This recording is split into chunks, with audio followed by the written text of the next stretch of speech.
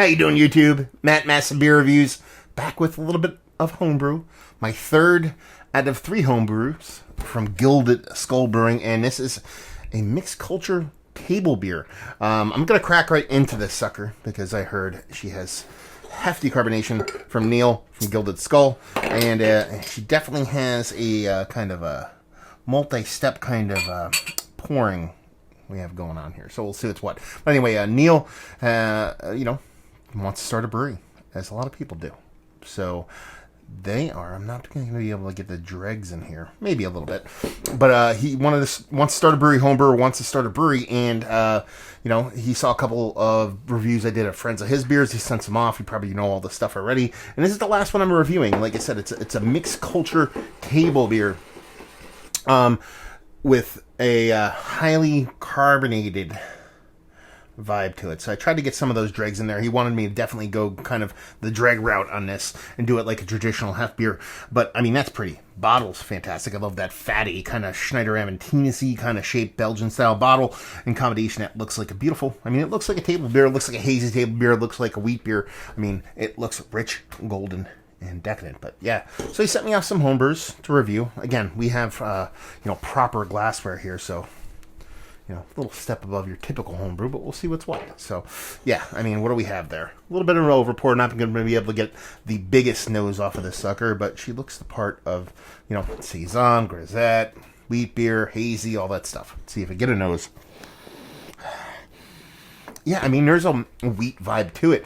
Not necessarily like a wheat, like a bubblegum banana. Even though I'm getting a soft little banana ester off of it, it's more of just a wheat grain kind of vibe to it. Soft little tartness, nothing really too crazy. Yeah, it smells nice. I mean, she smells more wheat beer than table beer to me. But I kind of dig it because it doesn't smell like a full-fledged kind of German or Belgian-style wheat. It just smells like a nice, rich, well-made kind of low ABV ale with decent kind of almost like oaty along with kind of wheat kind of base to it. She smells pretty, smells chuggable, smells drinkable. Let's see what she's got. Cheers.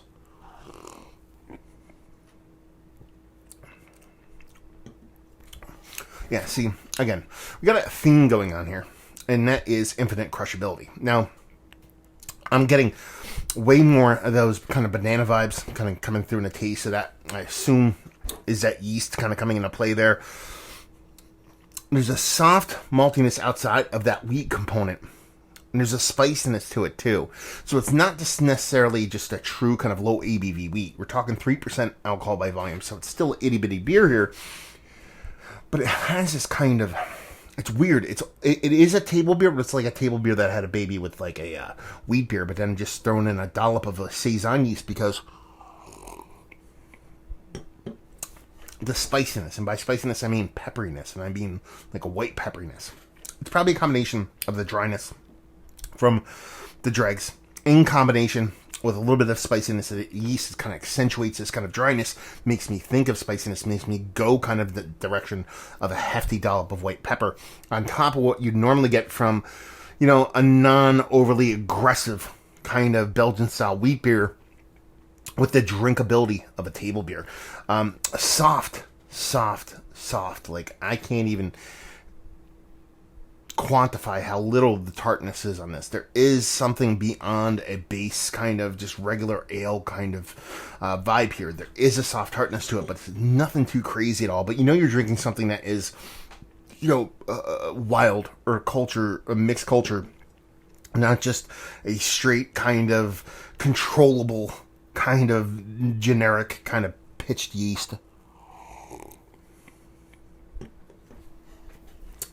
It's weird because it's very soft, but it's very drying, so it kind of has that nice play back and forth off each other. I like it. I think it's tasty. Again, you're talking, 3%. This is the stuff that I want to drink all day. These are the kind of beers that really do turn me on. Coming from the Belgian world, starting into beer in the Belgian world, and then just really kind of digging on Belgian beers, and then kind of running the gamut of Belgian beers, which typically kind of flows through your Belgian doubles and quads and triples.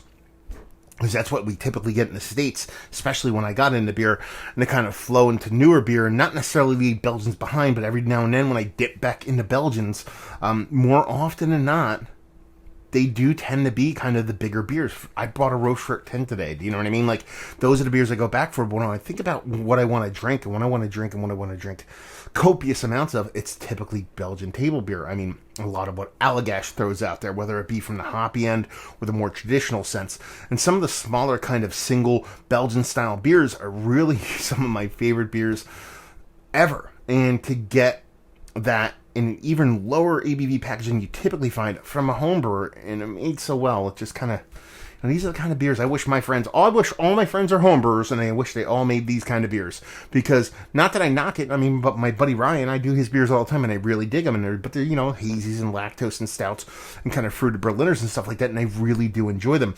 But, for me, I know when I wanted to home brew, because, you know, I've done some home brewing, but I'm not a home brewer, my whole kind of thought process was, I would make beer I would want to drink. And this would be the beer I'd want to drink. This is what I would want of a sixtel to be in my house. You know, it'd be fun to make a big barley wine or a big imperial stout, but if I brewed beer and I threw a couple of sixtels together, this is what I would want on draft, because this is kind of just above potable water in the most delicious sense whatsoever. So, let's get a little nitpicky. Is it a table beer? You call it a table beer. Sure, it's 3%. It is what it is. But it's more kind of a really low ABV wheat beer if I'm really going to lean into it.